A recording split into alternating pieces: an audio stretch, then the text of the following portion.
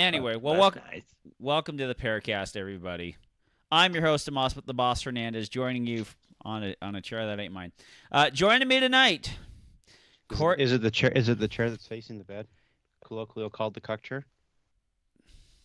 I'm not answering that question. Court mandated to never operate a suicide help hotline again. It's Robert Wyatt. Hey, if your life is that shitty, just do us all a favor and don't And take call people for out help. with No, Robert. This is help. call for Yeah. help. Call This for is help. exact. No, you still haven't gotten this. After Damn it. all the court mandated training, you have not gotten this yet. What's my line? Hold on a second. Let me flip open the book.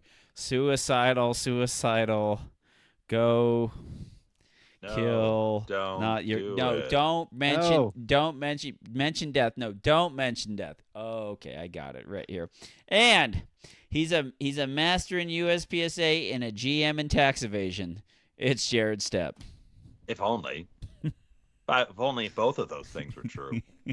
Didn't you shoot like an M classifier or something like that, or I possibly shot a get GM classifier last week or last match, and me and Robert both did the math separately, and we got me at above 85% after that one. But apparently USPSA does math differently, and so now I'm like a 84.6. So I'm No, you're like edging. 84.9 something. You're like banging on the door of it. And I so don't know, he but it's should not be in that, super that great. top 20, but I think he hides his name. Is that an option? Yeah. Oh, You can I don't hide know. your name now? No, this is a competition. In your classifiers, yeah, you can actually select it so that you can be so that you Anonymous. can not show it anonymous. That's Yeah. the word, yeah. Hmm. I didn't know that was a thing, but I mean, heck, slips. They won't let us do emails to people because somebody is afraid of their super secret email going out or weird squirrel shit like that. I Yeah, don't or know. afraid people might find out they shoot guns on the weekend. Dun dun dun. Who knows? Who knows? Anyways, I got a couple things in the mail. I guess we'll talk about the cop match because we haven't really dived super deep into the cop match weekend. But Hell week. Hell Week. Yeah, screw you, Navy SEALs. What do you guys know? Yeah. Bunch of bitches. This is actually a pretty giant bag. These are HK. Oh, that's bigger than I thought. No, they're That's what she said. yeah. Well, that's just how I held it against the camera. Where's the bread? And so these are these HK cases that originally came with the Mark 23 and the USP 45 tacticals and stuff like that, which was this nice little nylon case which you would zip up and you'd have your 3 magazines, your pistol in a nice little sheath with the handle wrapped up, a suppressor case, and like a utility patch case and all that stuff. And I saw these on the websites, and I'm really kind of upset because like just like everyone else, the cases have gotten worse. Like Glock, they stopped giving you the open lid Tupperware case that you could probably use to put food in, and that you could put your Glock in with a pin sticking up through the trigger guard, so you could put it in there, load it, and then have it go off on your way to the range or your way back from the range. Was that really a thing? Yeah, that's what they had. They had the original Tupperware cases, and they would put the Glock in it, and it would have this little pin that would go in the trigger guard, and so it would bounce around. Because if you think like, if I'm like any holster really, or stuff like that, you have stuff that kind of like retains it in the trigger guard or something like that, And so they would. Well, to be fair though, I mean, what gun company actually expects a gun to go off in the holster? Oh shit! Yeah. Sorry, Sig. Yeah, sorry about that. But yeah, so they had one of those, but all the cases have gone away. All the good cases have gone away. So I saw those. And I was on HK's website, and they're like $35. I was like, That's not bad at all. a freaking nice case for $35. So I got 2 of them. I might get a couple more because I just put the USB Future HKs. for future HKs, for the current HKs that I have in all the magazines His and stuff like that. hers HKs. Yeah, Ah. we could do that. It's nice to have the suppressor sleeve. When I first had my HK 45 tactical, I did not have a suppressor, so I like stick a magazine, and it's so lame. It's so much better just to slide out the suppressor from the suppressor thing when you're showing people and hook it up, and you're just like, heck yeah. This is freaking awesome. So, yep. Looking at your kids, this is why you guys don't have a college fund. Yeah, that's what I was like showing Mike is like, you better like this more than you like anything else because this is as good as it gets. But anyway, went to the range on Thursday. Went in there and shot indoors, and I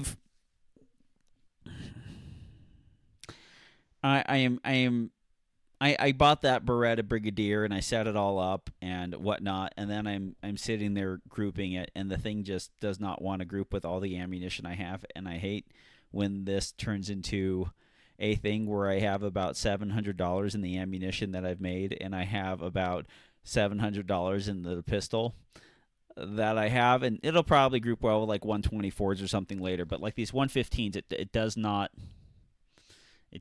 like, and I'm at my wit's end with some of these things where Well, how big was the grouping at 25 yards? it was like 6 inches. Like I don't.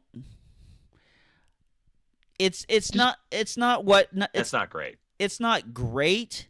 Look, like no. Put this in perspective, right? So you're sitting here in 2025, and you've got a 6-inch group. What you need to do is go all the way back to like 2010, and then you're like, my combat accuracy. Combat accuracy. That's what It's legit. That's the center of mass, everybody. That just means the center of whatever hit. And like this M&P Gen 1. Bad Yeah. accuracy. Oh no, dude! If you would get 6 inches at 25 yards out of M&P Gen 1, you had the best one they ever made. Like I shot that thing a few times, and it would just come back to the target, and it was just like, man, I really got to work on my accuracy. I mean, this thing. What am I doing? What am I doing? This thing's like a 10-inch group.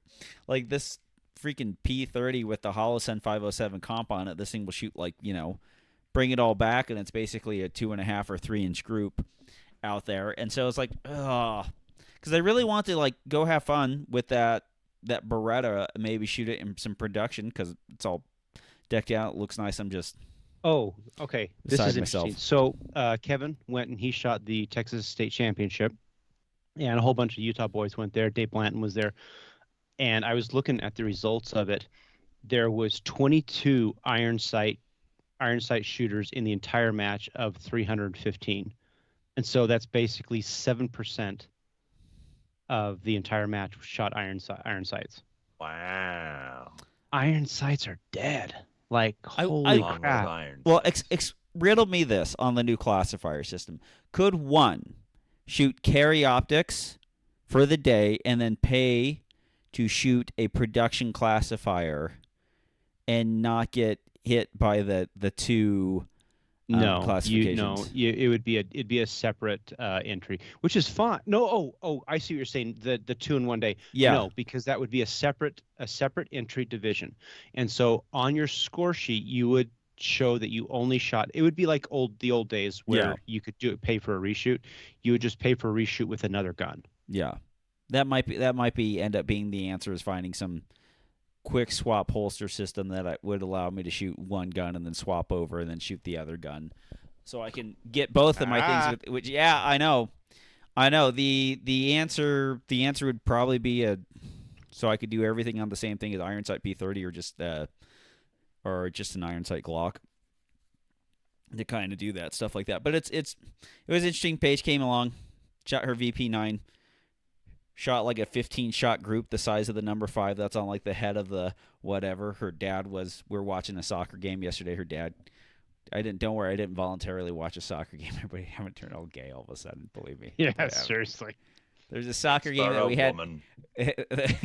There's a soccer game we had to go to. We were making small talk on the side, and I was showing him the video, and it's like, oh wow, that's pretty crazy. I was like, yeah, that's pretty nuts. That's what you can do with the handgun. But we were talking about all that other stuff.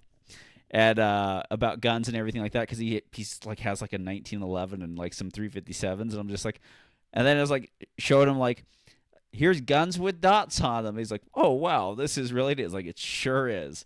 And here's this and all. It's like, it's basically like showing somebody what a new car can do and all that jazz. So it was pretty freaking fun. What is this new age technology? What is this? And it's just like, yeah, he's like the same thing you see when anybody grabs a gun and starts looking for the dot. They just like line up the iron sights first. Like start lining the goes, oh, there it is. That's pretty cool. It's like, yeah, it just doesn't appear at it anywhere. But it was a blast. It really It really was. It was fun. It's fun to go out there and shoot it, except for shooting 6, 7 inch groups with my Beretta, which I do not like at all. It's it.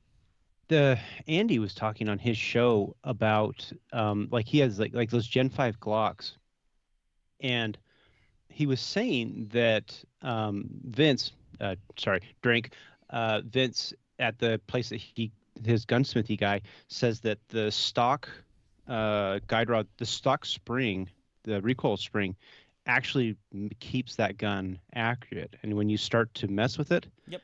it your accuracy goes down. I've never heard of that. I take him that it's true, but that was kind of interesting to me, and I wonder if it's just because it holds the gun in lockup better. Yeah, holding the gun in lockup for a longer period of time increases the accuracy.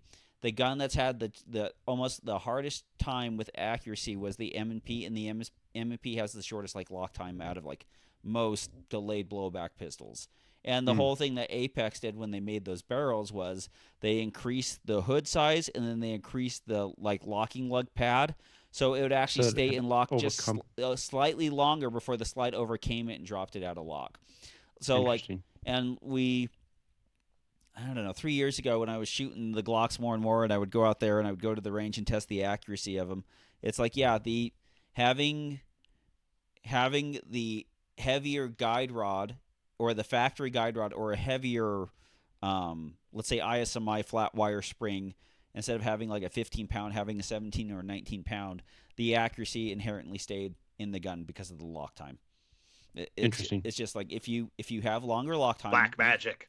it's black magic, and the hammer fire guns are less affected by that because a heavier hammer spring, especially like in a single action 1911, that will also increase the lock time because the hammer is literally pressed up against the back of the slide, which is keeping that gun in battery as long as possible. And I mean, we're so, probably talking like milliseconds worth of millisec, extra time, but that's yeah, all that matters. but like even if the pressure of the cartridge traveling down the barrel is causing some oscillation or gyration in the barrel as it goes, you're going to have an effect downrange that's outside the ammunition and the shooter. And so like I think in the more reduction in size of targets we're going to see, and I think there's a lot of people who never had to deal with this because they've been shooting hammered fire guns or 2011s in their entire career of shooting USPSA. They've shot Yeah. shadows or 2011s or something like that, where it's easy to get over lock time, especially in a single action pistol, because like you never have to play. You're never compromising the double action weight with the single action. The single action is like on a 1911, it's like, what's the hammer spring? Oh, get like a 22 or 24 pound spring. If I told Robert, hey Robert, go put a 24 pound spring in your CZ Shadow 2, you'd be like, bitch, get out of here. We're not doing. We wouldn't be able. I don't think I could find one, and even if I could, I don't think I could actually like compress that spring down on the table enough to get the retaining pin even in. Oh, that you would dry fire that thing 1,000 times, and the bottom of the trigger would snap off from the top part of the trigger shoe. Like Yeah. it'd just be too much. But yeah, like lock time is reliability and accuracy are everything. And even when you grab something like a W74 guide rod, like I still like to run the factory weight spring or like something plus a little bit more. Is the recoil as nice? No, it's not as nice. But the gun will retain its accuracy, and you That's kind of why need that. That's why I like what Cajun Gunworks has done, where they actually give you a guide. They're like on the CZ Shadow 2, the ejection pattern should be 6 to 8 feet in this like kind of this 3 o'clock to 4 o'clock, 3 o'clock, 4 o'clock uh, arc, right? Yeah. And if it's doing that, cool. Don't fuck with it. But so many people, they're like, no, I got to have the lightest recoil spring, and then all of a sudden you're getting this weird ejection. The cases are dribbling out. They're not doing what they should do, and they're like, well, what's the problem? And it's like, well, increase the recoil spring. No, that can't be it. Actually, it is. Yeah. I mean, it's funny, but the heavier the recoil spring to a point, right? But the heavier the recoil spring, it increases the operating window of the gun in dirty conditions, good conditions, bad conditions. Things just start to work a little bit better. Yeah, well, that's the one thing is like we've all like when everyone plays the Glock thing or the striker fired pistol thing, and they go like, "Oh, let me try a 15-pound spring," or like they get down to like an 11, they're like, "Man, I really like the way the 11 feels," and it's like, yeah, because you're basically just getting what the cartridge feels like cycling, and then as it's going forward, like you basically just have enough weight to literally strip up around and put it in, and then you'd even Why have like go those. with a 7? Well, you'd even have like those dry fire things with the Glock where like it wouldn't be in battery, and then you'd like let off the trigger some more, and then it'd like click in the battery, because that's how That's the ragged on the SIG. edge.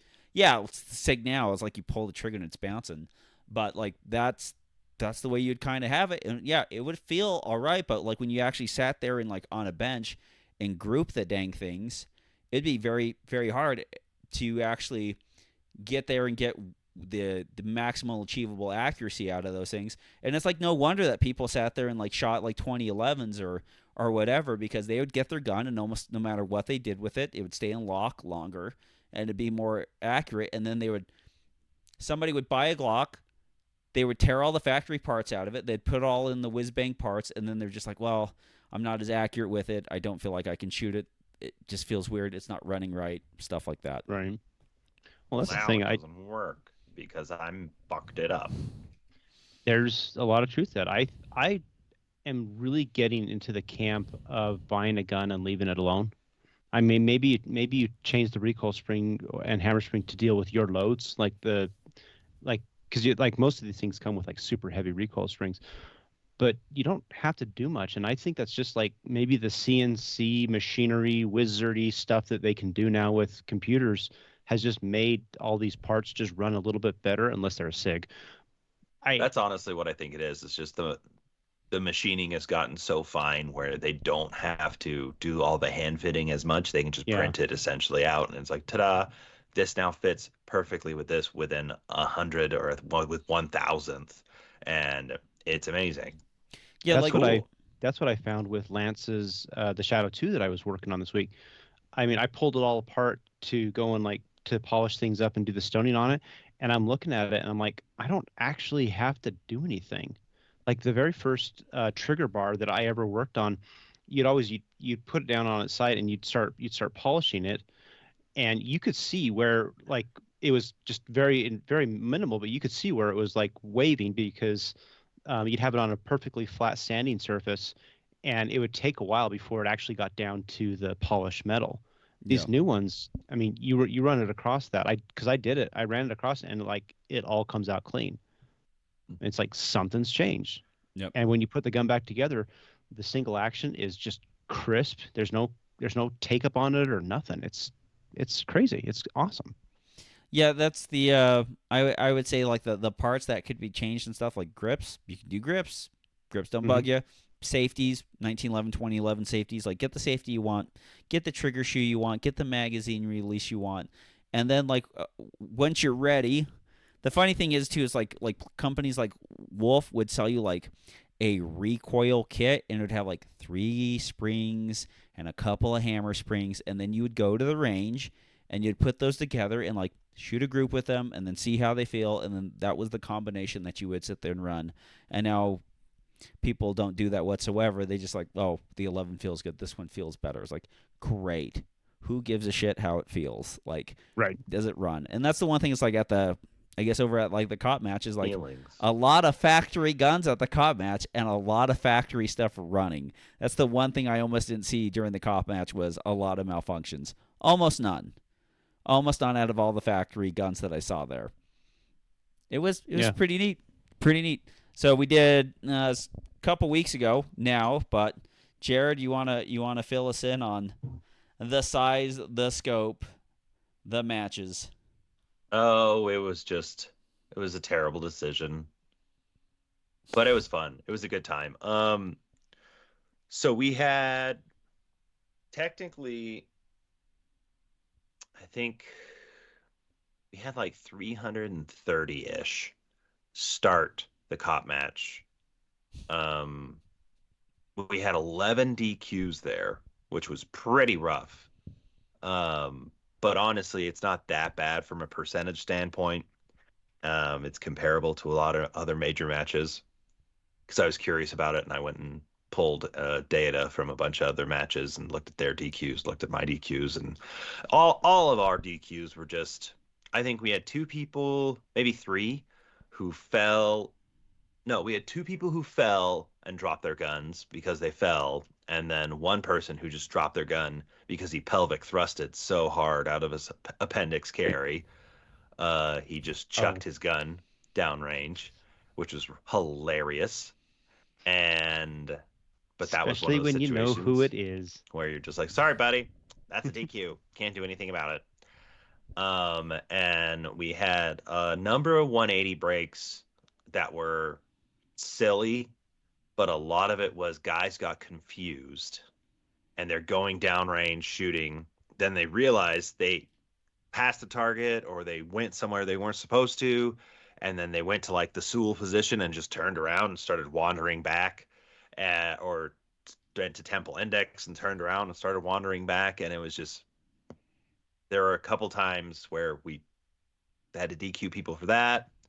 A couple people did this weird twirl thing, which was the oddest thing in the world, where you're running to the right and then you have to shoot two targets and you run to the left and shoot targets. But instead of just running right, bang, bang, then pushing left, bang, bang, they ran right and they're like, I'm just going to keep twirling. And they just twirled to the right. Obviously, one of them, actually, two of them did like a Sewell twirl to the right. And so they didn't really point it at anybody, but they broke the 180, so they got DQ'd. But one dude just straight up was like, bang, bang, bang, bang, and just twirled and pointed his gun at his entire squad. Oh, And snap. they were all like, ah. But it's okay because they were all on one department and that was their coworker. So I'm like, that's your buddy. You brought him. It's your fault, It's you your guys. fault. It's your fault. You did this. He's your problem. So that was one. But it was good. It was good. I was really happy with how it went. The time frame went well. Honestly, everything actually it was a very smooth.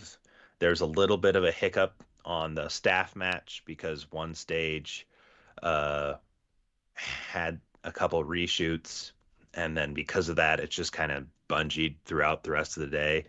And so we had that where there's one stage that had about a 30-minute backup, which I was super angry about. But the good news is it did not appear during main match day or not a cop. So that showed that it wasn't the stage's fault. It was a squad's fault.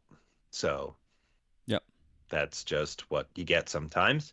But that made me feel a lot better because you guys know I'm all about match flow and I want it's a fine-tuned machine where everything should be moving to the next, moving to the next.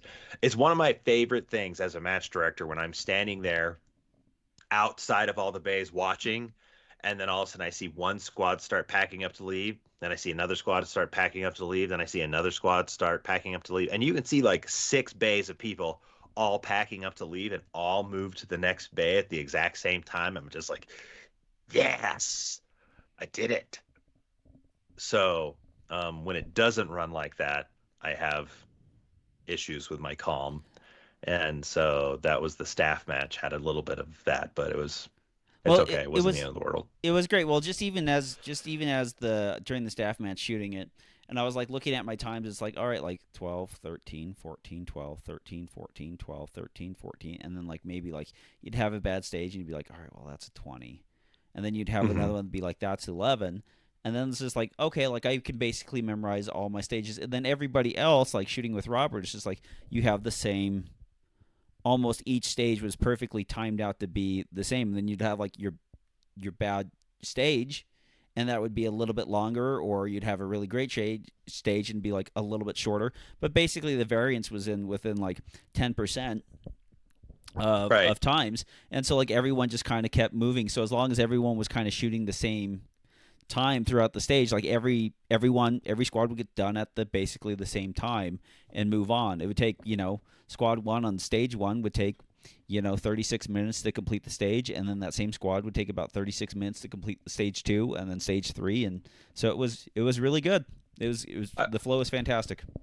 I was happy with it, and like actually talking to shooters, the shooters all were like, honestly, it was fine. Like we didn't have that big of a problem, and yeah, there was one squad that started to get backed up a little bit, and I think that was just because the difference in sizing in squads as well, because we had a handful no show, and so we had one squad that fully showed up. No, we had a couple squads obviously that fully showed up, but like a lot of these squads had 14, and then there's one squad that had like I think they started the match with like 8 or no 9 or 10.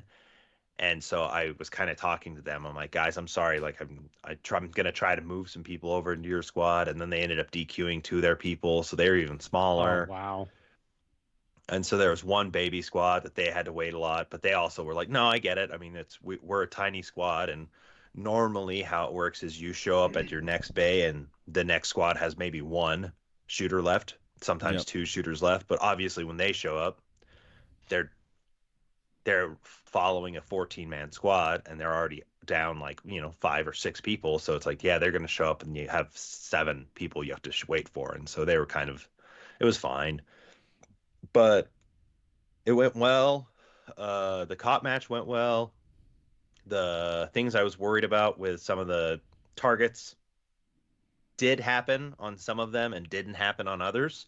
Once we got that swinger tuned and really tightened the shit out of those locking nuts on the back of the activator, we didn't have a single issue with it. I was really surprised the actual target, because what we had was we had 4 targets to shoot and then one white target that swung in front of it back and forth. And that target only got shot like maybe 10 times over the course of, Yeah. 4 matches. And so I was actually pleasantly surprised by that. We didn't ever have to replace the sticks ever. So that was one of those situations where you're like, I think we can try this. Let's see. I don't know if the guys are ready for this yet. And it turns out for the most part, everybody did great. Nobody Wait, really, their handful shot it. Yeah, but not That's that many. that's an interesting observation that for new shooters or whatever, don't have swinging targets, have swinging no shoots, and it's just like, okay, then like not everything's gonna get absolutely obliterated. If you have a Right. swinging no shoot with barrels around it, the barrels aren't gonna take hits, the sticks on the no shoot aren't gonna take hits, and it's gonna be at least a, what would you call it? A entry level into timing shots. Right. And I mean, it was good for the guys. I don't want to say it was realistic, but it was good for them to have a hostage being moving around and spazzing out in front of the targets you want to shoot, because that's probably going to be a more realistic scenario. Right. But that went well. I'm just going through my notes here. The big problem was the damn lollipop steal. I hate those bastards, and I remembered I hated them, but I was like, they'll probably be fine this year. They weren't, because Per- how they work, it's a circle steel on a stick, but it's like a KD, so it has a little bit of a spall guard, a little splash guard on the front. So like the bottom, 2 inches Yeah. of the target are covered by this splash guard. And what happens though is guys will shoot and they'll hit the splash guard and they'll hear a ting, and then they move on, They'll hear a but ting, they see movement, and it's the target doesn't go down. There's actually one other factor that goes into that making those as difficult as they are. It's the base. The You base, need a flat surface Well, to make those things work really well. well, and the dirt needs to be actually hard, because the problem we had is we put them. Most of those were in the back of the bays, and towards the rear of the setup. And the whole reason why I do that is because I use those as checks to say, hey, go fast on these targets, and then you have to go slow on, you go in control on these hard shots that are 10, 15 yards. But when you put them at the back of the bay has really soft dirt, and so that dirt just was not supporting them. So I almost feel like you need to get like a 2x4 or some sort of wooden plywood to mount those into, and you'd then have you to put screw them that. in. You'd have to screw them in, because Yeah. here's the problem. If you have something that's 4 foot tall and it's, has a steel base and all that stuff like that, no matter what soft ground you put it on, you have something that weighs about 3 or 4 pounds that gets knocked over and has complete leverage on the base. and it does Yeah. that over and over again. So you have something that's 4 pounds falling over, but it could be being struck with And a it does hundred. it 500 Well, times. and it's getting hit with Yeah. like 128 foot-pounds of force. And so like you have that thing. So no matter what happens, it's going to rock. It just has too much leverage. Like a regular KO piece of steel, once that steel is hit, like it's disconnected from the base. But when you have these that are connected, you're going to generate the force. It's just like poppers. Why do poppers have to get staked in? Because no matter where you put them, and like even if it's in decently ground and like you stake them in, like you shoot them with enough energy and enough force, like they're going to bounce on each other. But at least like some of those poppers, like we have rubberized parts of the poppers that absorb some of that energy. And Right. so like if you don't have something like that, like old knock backwards poppers that don't really have any bumpers, like those things just walk themselves like silly. And so So it's just one of those things that you just kind of have to almost build. And like if you're going to have something like that, which are nice, screw in. I mean, the old all the places that used to have to shoot these or would have steel challenge or whatever like that, like they would literally concrete in the right. 2x4 post where they were putting the steel just to actually make sure that they had a solid base that they could not move against. So I just wanted to have a different steel target. Um, but I kind of acknowledge now. I'm like, all right, we're not doing these anymore. We're just going to do the mini poppers because we didn't have an issue with a single mini popper like the whole match. And in total, We had so we had one. We had one that was messed up, and oh, we okay. ended up fixing that. But the point's still valid. I mean, of Well, all the poppers we have, only to have one that went tits up was pretty good. And maybe it's just because guys actually know how to fix those mini poppers, and everybody has the ability to fix the mini poppers because they're so easy and they're so good and simple to reset. Right. That might have been it as well, where The I just didn't get lollipops are called. worthless. The For sure. lollipops just are not working. It was one of those things that Farley came up with, and Farley is such a talented like steel target designer. Fabricator. Yeah, he's just insanely good, and he's been good to Slipsa for so long because we were always his test subject to see if things would work. And I think his concept was solid, but the execution just there was too many variables in the execution to make it a reliable long-term thing. Because it would be great, right? Pick the whole thing up, toss it in the Connex, and you're done. Easy as well, can be. it's kind of like the forward falling popper. At least with some of like the original things, it wasn't so much a design thing when we had problems with them at the beginning. It was a setup, how we set up them and how we tune them and position them, and then like some additional changes were made. Like those things. Well, funny enough, Tommy, it actually was a design thing, and but that's the thing is, Farley designed these things and he brought them out and they worked, but what we found is that the design of it allowed for them to go out of adjustment Yeah. in a way that they stopped working, obviously. And so he took all of them back to his shop and he basically welded or he built it so that the popper could only go a certain distance. So when you screw it down, everything goes to a certain distance so that it's just always going to be dead reliable. Yeah. And that's what makes Farley so damn awesome is he's just great at that. Yep. Those mini poppers are great, and we use those quite a bit, and that went well. But I have these notes of stuff that I need to fix, and like no mini poppers. Like one of the things I had note on here was chill with the hard leans, and which is actually funny because the hardest lean actually of this whole match was created by Robert. Actually, it wasn't. Nah, I had it nicer. But Brian, he kept nudging that stick in, and I'm like, that's a little bit tough. And he's like, it's good. They can do it. And I'm like, All right, I don't care.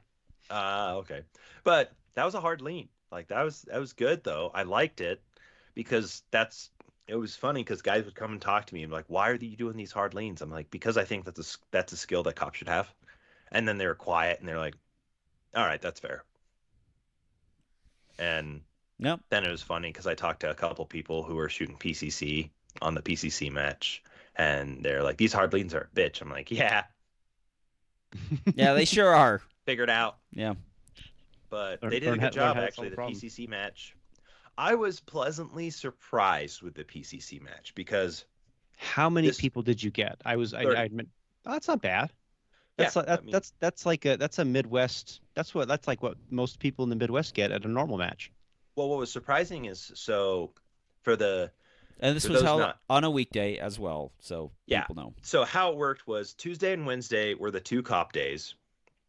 We had a little class that Vortex wanted to do on Thursday, They got which rained out. sucked because it was raining and snowing, which was wild because it was 70 degrees the day prior. Friday was the PCC match, and we had 30 people sign up for that. And then Saturday was the Not a Cop match, and we had 160. In total, I believe we had a 510 shooters actually finish the match. It's not counting the DQs, but it was good. I was really happy with how it went. The interesting thing with the PCC was I didn't make a single like, oh, PCC shooters will have hard time with this. I didn't do that once. I made the stages, I made the targets, I set it up how I wanted to, and then I said, this is what I want, this is how I want it to happen. And it was interesting because like I was walking through the match before we ran it with one of the club officers, and he's like, oh, I don't know, Jared, this is going to be really hard for those PCC guys, and you got to think about this, you got to think about this, and you got to think about this. It just depends on what type of match you want to run. Do you want it to be equitable? Do you want it to be fair? Do you want it to be this? I'm like, no, I want it to be this. That's what I want. And it was funny because he was throwing all these ideas at me, and I'm like, I respect that suggestion, but I'm doing this for a reason. I'm doing it on purpose. And he's like, all right. But what I liked was the PCC shooters, they did not shoot faster than the handgun. They actually, as a whole, the fastest PCC shooter who did really well, they were slower than the final handgun times. But I think that's how it should be. It should be where PCC and handgun should be about the same, because PCC you can shoot better, but the movement into and out of positions is slower. And so there should be like, I don't want to say a little give and take there, but it's almost like this handguns do better at this, PCCs do better at this, and with the way that the scoring set up and the way that everything was set up at the match, it didn't. If anything, it benefited the handgun shooters more.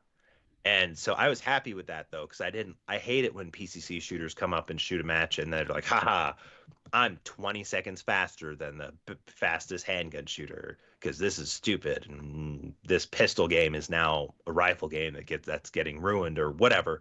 And so I was happy with how the PCC match turned out because I honestly mainly wanted to do it from a science standpoint because I was curious. And yeah, so there's a handgun won the overall. PCC did good, but I think Alistair ended up winning the overall.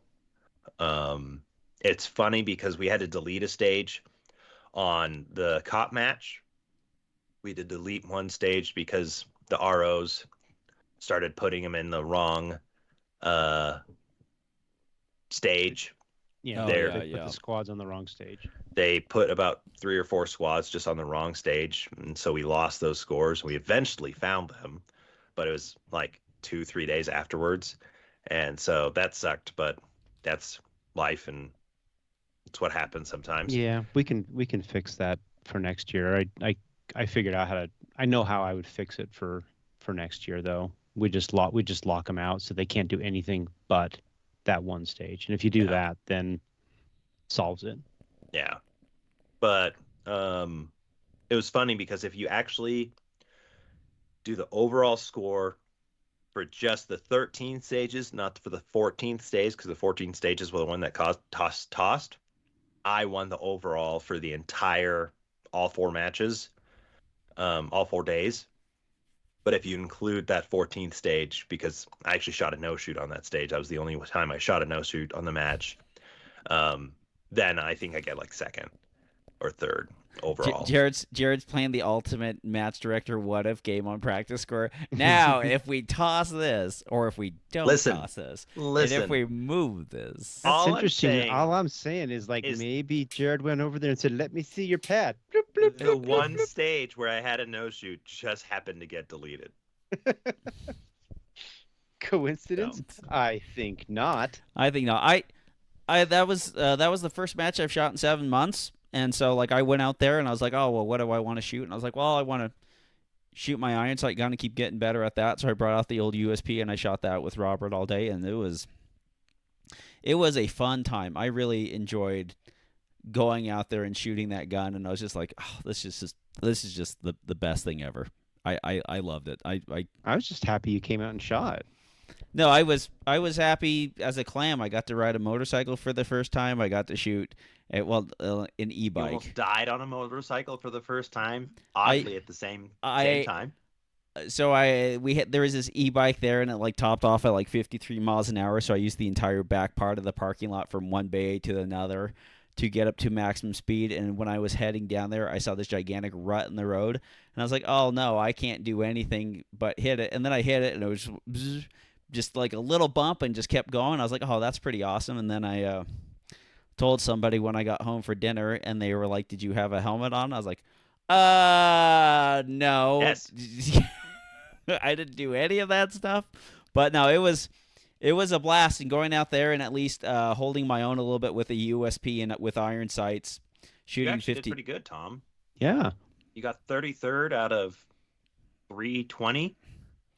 I'm looking at it right now, and Connor and Robert got 41. So Robert shot a no shoot. If Robert hadn't shot that no shoot, you guys would have been neck and neck. Yeah, Wah, wah. yeah. That's fine. Or no, it was a no shoot. It was a complete miss. Oh yeah. He totally forgot about one target that was behind a barrel, and then he forgot about it. Like two other people forgot about the same target that was behind a barrel. And like, granted, in my walkthrough, I had no idea that was there. And then like they What missed it. stage? Oh, it might have been like six or The seven. hotel. I think it's the hotel Yeah, stage. there is Oh, that you leaned over between a barrel and shot a steel, and then an open Shot a paper. still and then an open paper, and then you move forward a little bit, and there's two of those lollipops, and you back out on the open paper. yeah. And there was a paper that Betrayal. no, yeah, and Robert went and did not shoot it, Like- and it just sucked. But like I was benefit of going like fifth on that stage. I benefited greatly from that. Sometimes that happens. But And that's It was how- fun. It was a fun stage though. no, I it mean, was. disregard forgetting. It was actually a really fun stage. No, and that's solid. I mean, to be 33rd out of 300 plus shooters, and then I don't know where you were, including the other two matches, but I mean, we had 510 shooters at this thing over 4 days. Honestly, that is massive. That is an absolute giant match. Yeah. Mhm. And we had people from 11 different states come. We had 80 different police agencies participate. One thing I like is I'm looking at the top scores right now. Phoenix and- PD bringing it hard. I mean, we had Utah, Idaho, Arizona, Utah, Glockman, Snake Staff Man. This guy I think is California, Idaho, Utah. I think this guy, where is he from? But all these people are from all over the place. We had people from Hawaii come out. We had people from New Hampshire come out. Texas, California, Idaho, Nevada, Washington, D.C. You had all sorts of different feds come out. It's turned into quite the event. Yep. And so I was really happy with the showing. I was really happy with how many people from different areas and from all over the country showed up.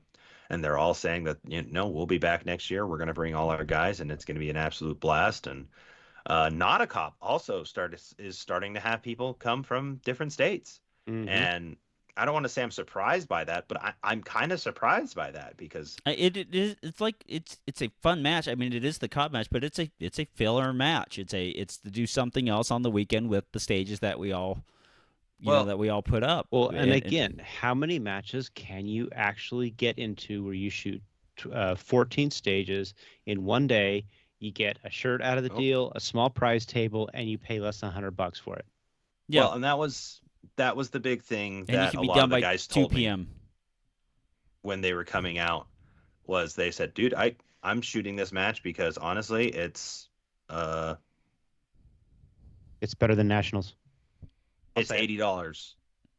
I don't know if it's better than nationals, I do. but it's $80.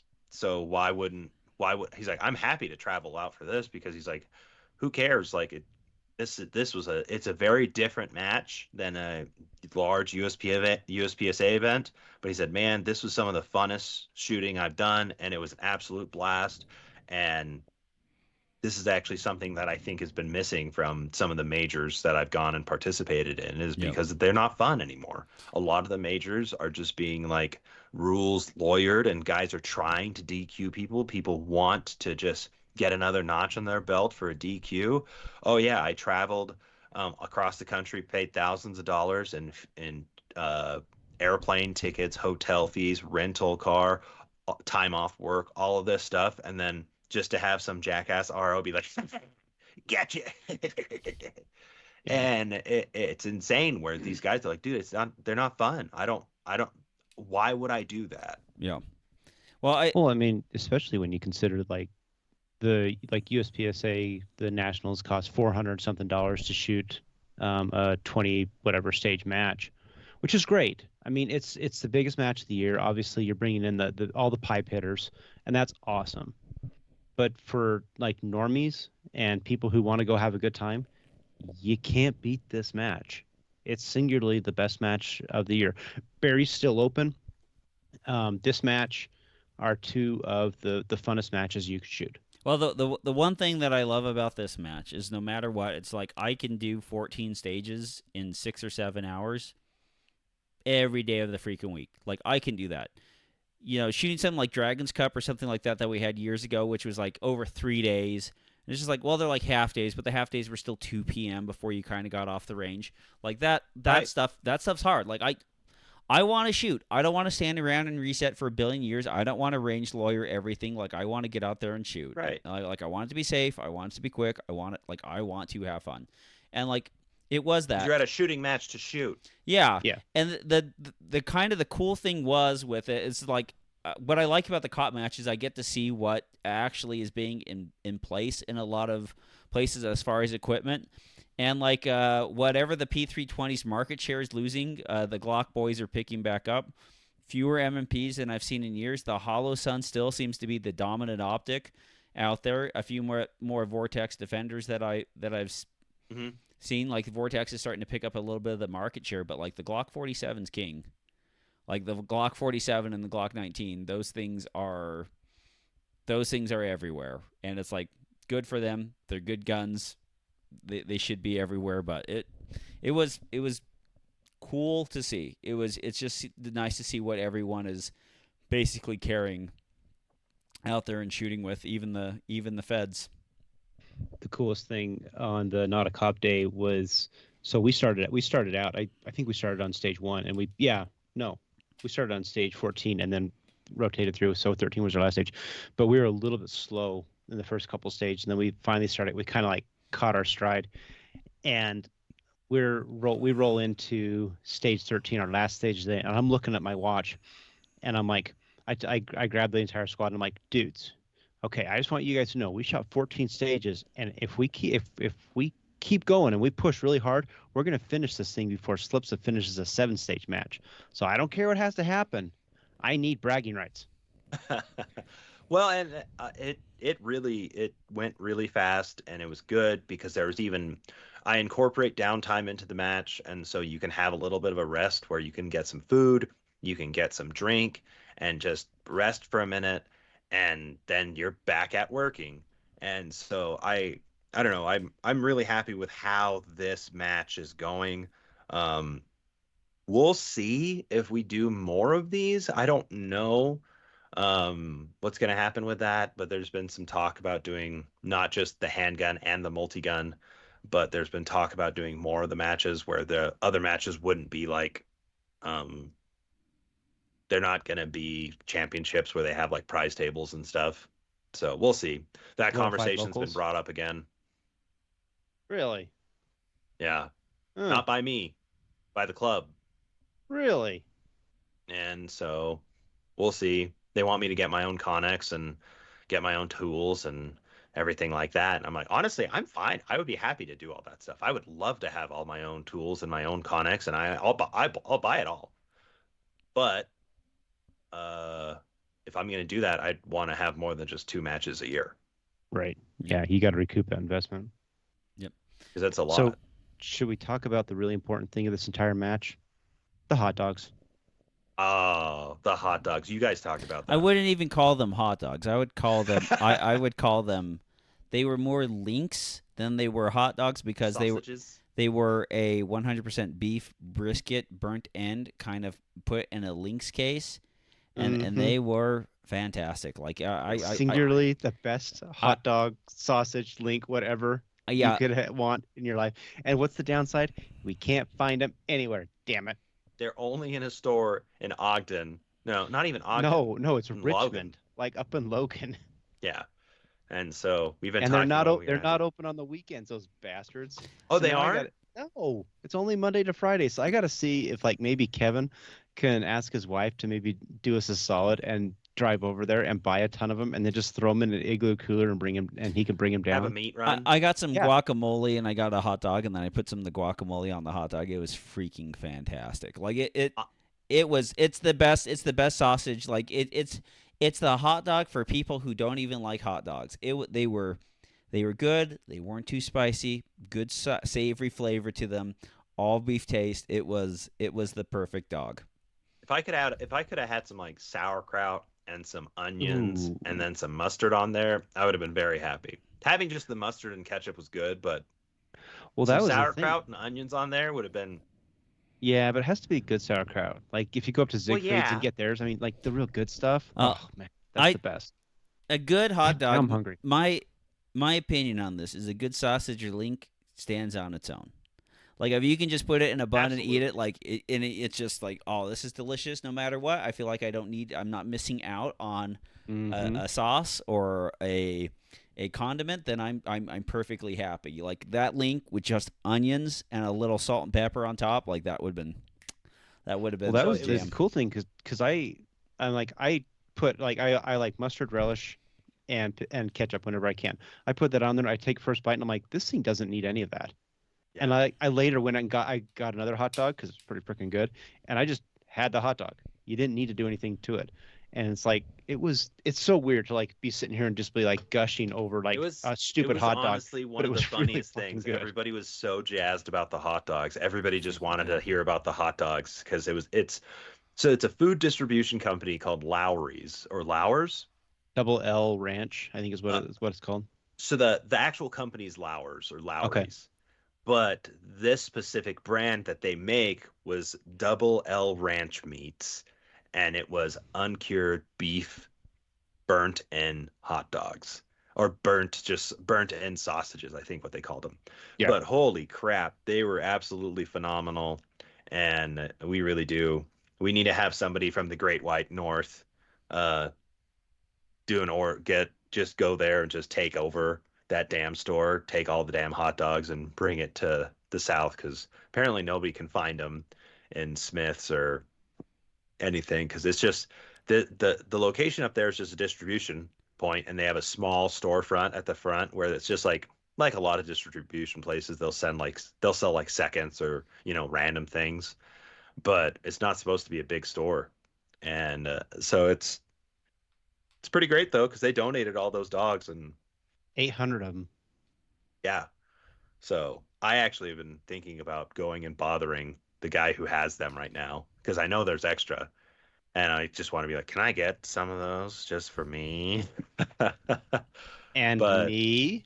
yeah, it was a lot of fun. That was good. That worked out great. Everybody liked the hot dogs. The two sponsor bays worked out pretty nice. Silencer Co. was having fun, and then Flux Defense was having a good time. I'm so Um, disappointed in myself for not putting my brass mat in front of the silencer go guys because those guys were dropping Supervel like their Hush ammo, not their Hush, their Supervel subsonic all day factory brass. I'm just like that is the most beautiful thing, and like their Spectre can, like that was one of the coolest little 9 millimeter the cans. titanium one, Yeah, yeah, that was awesome. That was an awesome little can. It they're was super quiet and they're just light as hell. They're like 3 ounces. The Silencer Co makes really great products. I've been really impressed with all Silencer Co's stuff recently. Um, and Yeah, it was. Yeah. I was really happy with the event. I was happy with how it all went. Um, I think what I did the math and it was like 156,000 rounds were fired over those 4 days That's a few. because 510 shooters times minimum round count of 300. And very minimal frag that comes back from fully bonded ammunition. So that was good. Or like the spear lawman going down range. It was fantastic. People said it was the dominant defense of matches. And if you want a fantastic product belt for your needs, your duty needs, your concealment needs, check out American Operator Gear Dominate Defense. Use promo code PARA10, save 10% off your order. I got the new duty belt. Jason swung one by. It's fantastic. I got to get some black multicam pouches to go with it. Build out a new belt. They're fantastic. Check them out. Of course, we all have the Mach 1 speed belts. Use promo code PARA10 and save 10% off your order. W74 guide rods. Get some more junk in your trunk. Get some weight up. Get all the things that you need to make your gun balanced or heavier. And if you just make it heavier, then you need more of the stuff to make it balanced. Check him out. Use promo code PARA10. Save 10% off your order. And Rune Tactical. Get a +1 follower setup for almost any gun that you sit there that you're competing with. Use promo code PARA10 and save 10% off your order. Telegram questions Robert asked, and then we'll give you answers. Some answers. From Ron Davison. What's the new CZ that everyone's talking about? The Shadow 2 Carry, which is yeah. So CZ came out with a brand new Shadow 2. So they have the Shadow 2, they have the orange, the regular Shadow 2, they have the compact Shadow 2, and now they have the Shadow 2 Carry, which is, go get this, an aluminum framed double action pistol with a firing pin block. Wow. 5 years ago, we just called that the PO1. But, I mean, potato, tomato. And it has an Omega trigger. Ooh. Seriously, why would you, of all the things in the world, why would you put an Omega in it?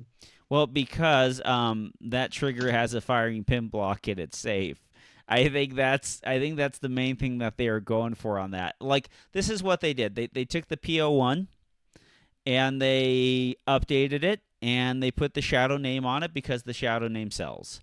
Like, we're at the point now where people hear the name Shadow and they go like, "Oh, that's the good one." And so the whole point of the Shadow was the competition line without the firing pin block, and that was heavy. But cool. All I'm saying is I've now had to listen to people for the past, I don't know, let's just say 2 or 3 years, complain and bitch about how the CZ Shadow is not drop safe. And so, cool, your wish has been granted. You now have a gun that you could drop on the concrete. And so I expect every single person out there who's complaining about a not drop safe CZ to go out and buy this one with this shitty ass trigger and the Dick Hawker. And I don't want to hear any of you bastards say another thing in the world. I'm just throwing it out there. When they break their roll pin from dry firing it, they'll come over to the other Shadow 2. Same thing that they did with the Nocturne. It looks like it's just the RMSC footprint, direct mill for the RMSC, which is cool. Like, you don't really have to do anything to it. You just have to buy like your EPS, good enough optic to throw on there, good checkering, right? Whatever. Like it's a fine gun. I mean, honestly, it's a fine gun. There's not a thing wrong with it. The Omega system is reliable. I mean, the nicest thing about that is that it solved all of the problems that the standard 75 generally had, but it wasn't as tunable. You couldn't make the trigger nearly as nice. And so a lot of people just don't like it. Now, Cajun Gunworks has some really good kits that will allow you to get the trigger system really, really good, and it still maintains all the safeties. Like my PO7 has the decocker, and it's drop safe with the Omega system, and I think that's great. I really like carrying that. I like having a decocker on a carry gun, whether it's the Beretta or the PO7. I think that's awesome. And I have no doubt that there will be a lot of people who buy this because it's a CZ and it's a Shadow. And yeah, Tommy, I agree. You stick the word Shadow on there and people are going to buy it. That's just what they're going to do. They're just going to take. It's just branding. The Shadow is a brand name now, and so that's They're just taking their competition success and putting it into that thing, and good. It looks like an actually decent gun, and the the PO1s were really kind of cool guns. They were just getting kind of long in the tooth, and now you have an updated PO1 that they can charge $1,500 for. So it's called the Shadow Carry. The Shadow Yeah. 2 Carry. So you have the Shadow 2 Compact and then the Shadow 2 Carry. And so, and in the realm of guns like the Staccato HD going to a polymer, that are polymer frame, drop safe, kind of fancy duty gun. It's like, why wouldn't CZ follow suit with what they have? Essentially, here's the crazy thing. Essentially, you can get the slightly lighter by 3 ounces that has the same feature set in it, and that's called the the P10. Was it the PO9 Nocturne? Nocturne. Nocturne Compact. That's $440. But it doesn't say Shadow. It doesn't say Shadow. It has the front cocking Yeah. serrations. It has the RMSC. It has the same trigger system. It has a polymer frame instead of an aluminum frame. And But this one's sexy. This one says Shadow, but literally This one's got fake tits. I mean, get some bolt-ons. I mean, know. they're good-looking ones, though. So I mean, it's got that Exactly. going for it. It's got that. So, I going. mean, you could get a Nocturne. You could, or Yeah. I mean, there's candy over here with those stripper tits. I mean, call it what it is. everybody like them stripper tits. It's a. I would for a carry gun, if you're going to get the carry gun and you definitely want the CZ, the P10's probably your way to go. Sorry, not the P10. P10, yeah, P10's good. P09C. Oh, see, I'm Or looking at. I googled Shadow 2 Carry, and I'm reading this little article, and it says the CZ Shadow 2 Carry is dimensionally similar to the polymer framed PO9C Nocturne. It's the same that debuted last year. For reference, the Nocturne, which is a fine gun, has a weight of 27.5 ounces, but it is nowhere near the Shadow 2 Carry in overall aesthetic. Correct. It's exactly what we just said. Yep. Yep. And like I said, there's going to be a whole ton of the CZ boys who buy one, and I think that's awesome for them. I have no issues with them if they want to buy it. Good luck and go with God. I don't understand it. Especially, that was the other thing. Like they have iron sights on it, which fine, but they put the day glow 3-dot thing on there. Yeah. Why would you put that on a gun that has an optic? It's just now more stuff that's just bouncing around in the field of view. Because you want the feature-rich set. It costs them a penny or two to put on the gun, and now they can now all the Timmies that are actually going to buy this gun can be like, look, I got my backup sights just in case when shit pops off, I can do some stuff. When MSRP is $14.49. Yeah, I've seen them for somewhere between 12 and 13 on the street right now. So the crazy thing is when they are going up against let's say a Staccato that comes with the backup irons, and they're going up with whatever gun that has backup irons on them, then they get to say, well, our backup irons are night sights. It doesn't matter what I think I'm going to sell my Staccato.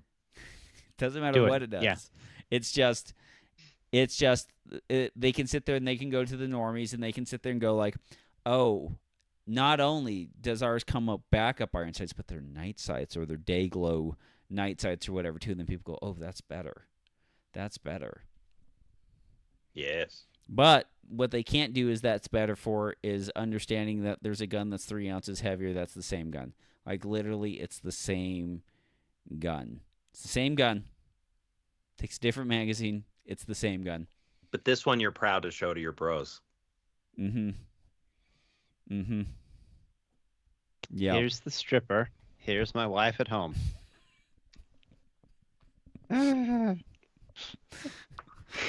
One of these does cocaine and sells their body for money. One of them doesn't. But this one's 3 ounces heavier on top or on the bottom. Whatever you need to float your boat. That's from Jamie. How about a review of the Colt Grizzly revolver? I believe Colt is still owned by CZ. I didn't even know what this revolver was, and I had to look it up. Is that 10 millimeter? No, It's it's a just a 45. 357. no. but it has the Magnaport compensator thing. Oh, I I don't think I've to looked at a really fuck your ears. I don't think Yeah. I've really looked at a Colt product in probably 6 or 7 years. I've lusted after the pythons and the classical blued steel. I've wanted one of those for a long time. I don't Yeah. think it's ever going to happen, but For a while, I wanted that. What was it? Their Marsoc 1911. so that actually, so you know how there's two versions of that, right? No. So there's like the production model that got built to shit and they passed it out, and then Yeah. there's the actual Colt custom shop version.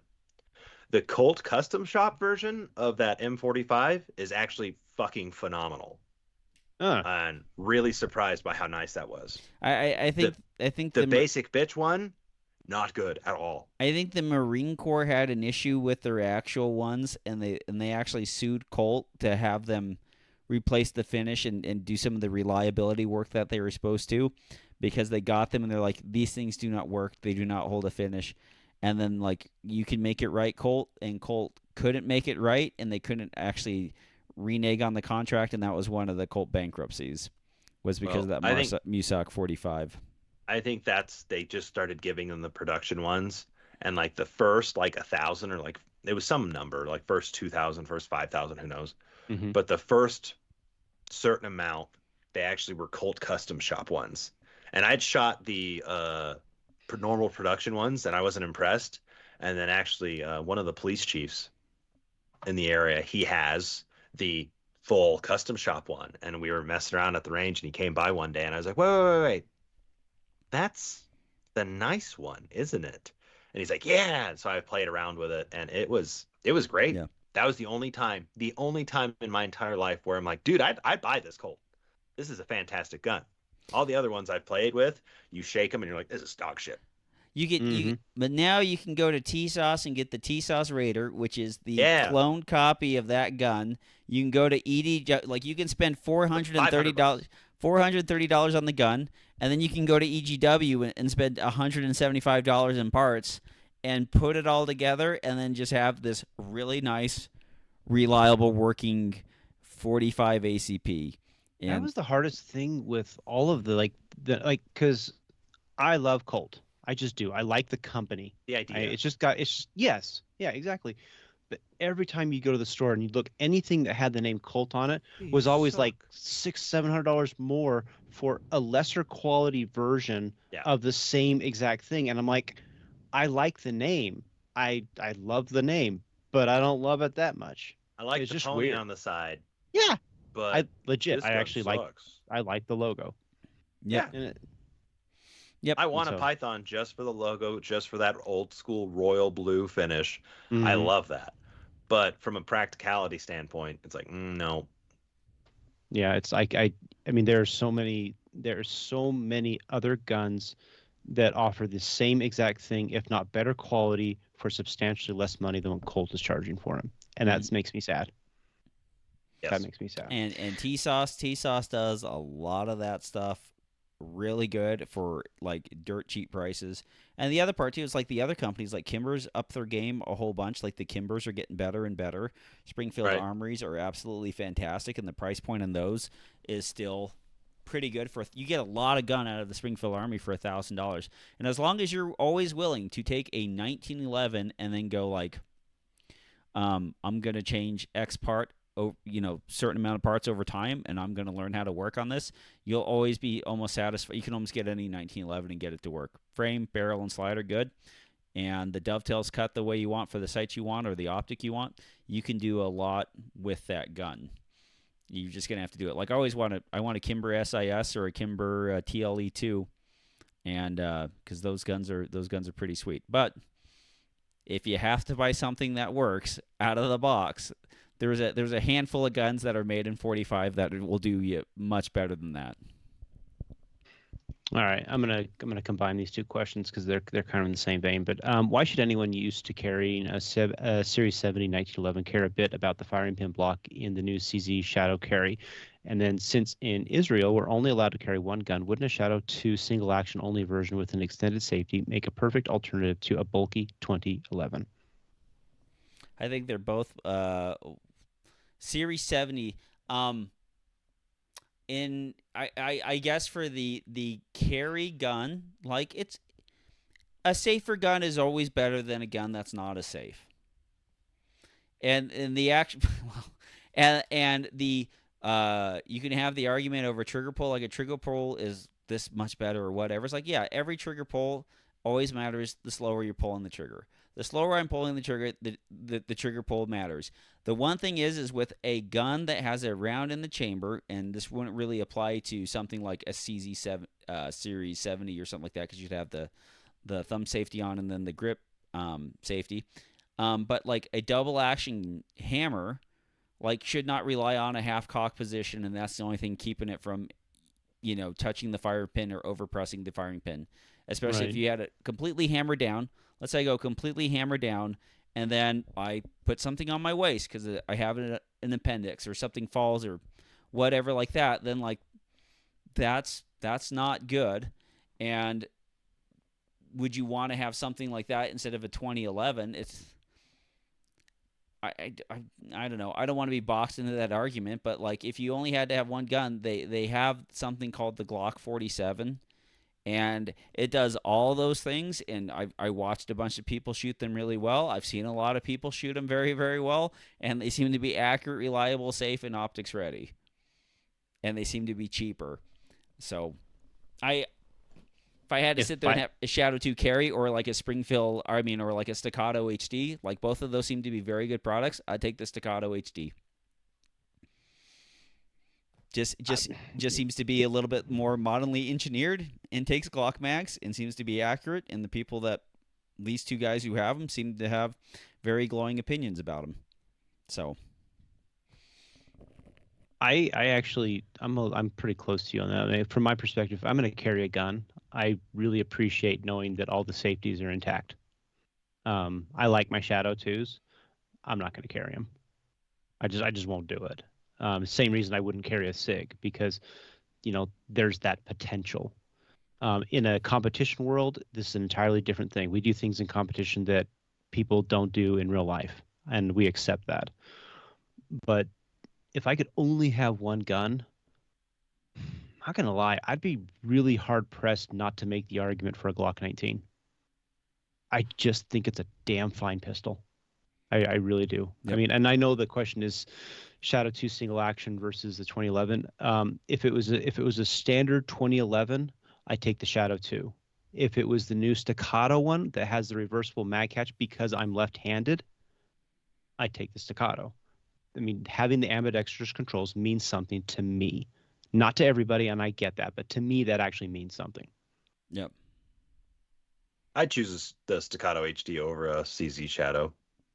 I like the Shadows a lot, but I don't know. From a carry standpoint, that honestly that new Staccato HD, that's what it's made for. That's what it's built for, and it does that exceptionally well. Like it has everything that you want for that, and it's tuned for duty loads. It's tuned for all those things, for self-defense ammo. I really like those.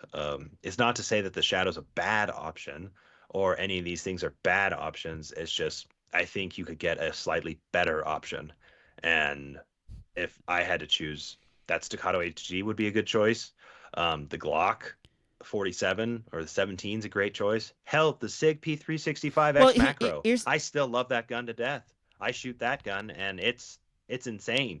That's That the gun con- shoots that's the so comp great. gun, That's the little the little compensated compy thingy. barrel one, and that gun shoots like a son of a bitch. That's what I carry off duty. When I'm not at work, I carry that 365X macro, or I carry a snub nose revolver. Eee. well the funny thing about that question is What like kind of what would you have in it? It's just like, all right, well, we could like An literally LCR. did what we did with the CZ carry or whatever. It's just like get a P10C Nocturne. It's an Omega trigger. Put the manual safety in it. Guess what? You get to carry it cocked and locked. It's lighter. It has a shorter barrel. Pretty accurate. Really accurate gun. Already optics ready. Like you could do that. Like that would be. And Mhm. if you had to have one that I could do also both, you could do something like that and still be perfectly fine. Like that's the one thing that like the Omega trigger is like. It's convertible.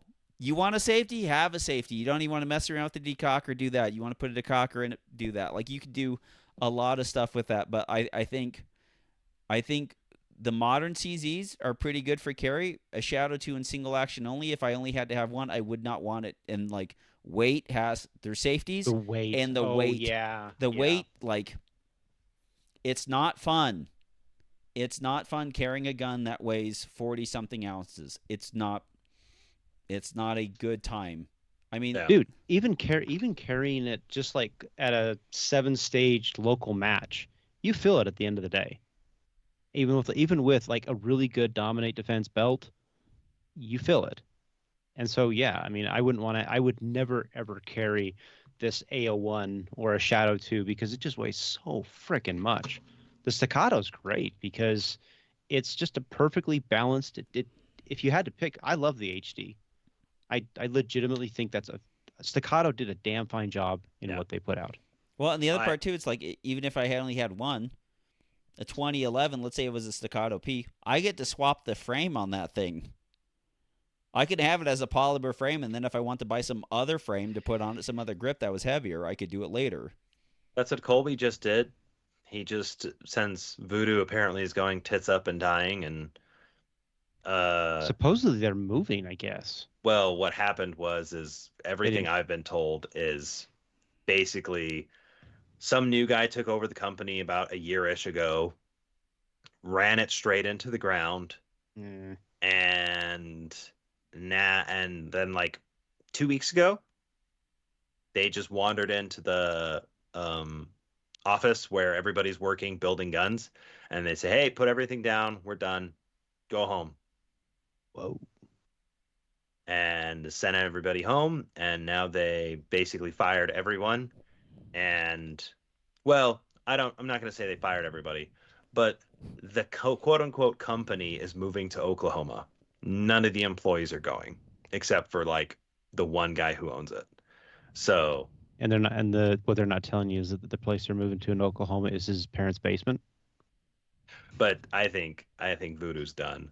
Yeah. Um, but Colby, he's just going to be shooting his staccato, and he just bought one of those Atlas grips for his staccato P. Hmm. And he's like, dude, I love this thing. This is fantastic because he already shoots that staccato really well. But now with that Atlas grip on there, he's like, dude, this is. I think I'm just going to shoot this for a while. It's a good He's way to trying. train. He wants to buy that Athena from me, but I think I'm going to keep that. Yeah, so that's a good example. That Athena is absolutely fantastic. Probably the nicest, bestest shooting gun I've ever had. I wouldn't carry that. Yep, Yeah. yep. This It's a purpose-built gun for a purpose-built thing. It's tuned for everything is tuned for competition. The springs are all tuned for competition. Everything is for that. yeah. If If you I want, reliable, a, accurate, and light. Like when you add the carry part of it, it has to be light. yeah. Like that's what it is. When like 1911s Well, were lighter than some revolvers, like everyone would go to like lighter and smaller 3 inch or whatever revolvers or what back in the day, and then they went to aluminum frames, and now they have polymer frames, and now we're doing with micro nines with very very small polymer frames. It has to be well, light. and then also it has to. For me, I would want to have a good duty holster for it. I'd want to have a good like go to war holster. If this is going to be my only gun, I need to have a good holster for it. Then that means I need a good duty holster. I need a good concealed carry holster. I need a good everything holster for that. And right now, the Glock's by far the best in that world. Yep, Hmm. and they're just as accurate as any freaking gun almost out there. Dude, the new damn Glocks, the Gen 5 Glocks are more accurate than the Staccato I have. They're more accurate than some of the custom 2011s I have because those guns really like the Gen 5 Glocks are absolutely phenomenal. They're all like 2 inch or sub 2 inch Mm, guns. And that is Yeah. hard to do. yep. And Oh, that's the funny thing. Do you guys see? It was like it was the T-Rex Arms. They put this post out. 30 years ago, this guy creates this gun and the world gets excited. And then, 25 years ago, some other gun comes out and the Glock man he just still keeps making the same gun. And he just marches it forward. And it's like, you know what? I mean, Glocks just work. They just work. They're great. They're great guns. It's hard. I mean, you always say Glock perfection, but these new Gen 5 guns, They're awesome. When you make a Yep. product that's essentially the same from the beginning and you make it millions and millions and millions of times, you get very good at troubleshooting that one design and making that design better. And having a quality made barrel with a double guide rod that keeps it in lock for longer is very good. O-ringed HKs, hyper accurate. Walther PDPs, accurate. And just barely a step below that is your 5th generation Glocks. Like there are super accurate pistols that you get out there in the polymer frames. The whole accuracy argument between a steel frame and a polymer frame is completely gone. It's like some of the steel frames are now playing catch up with the manufacturing processes of, the Austrian and the German guns that are being built. Yeah. Just the way it is. Anyways, thanks for downloading. Thanks for listening. Thanks for subscribing. Thanks for talking to us about the lock time, cop matches and lock time, and doing all that stuff that you guys do for us, and we appreciate it. So for Robert White and Jared Stepp, I'm Tom Nelson, bidding you peace, love, and soul as we depart to the open waters of the Sea of Life on a little tugboat we like to call the PARAcast. Good night, everybody. Doot, doot. Tap. See. Stop. Oh, I gotta go. Stop the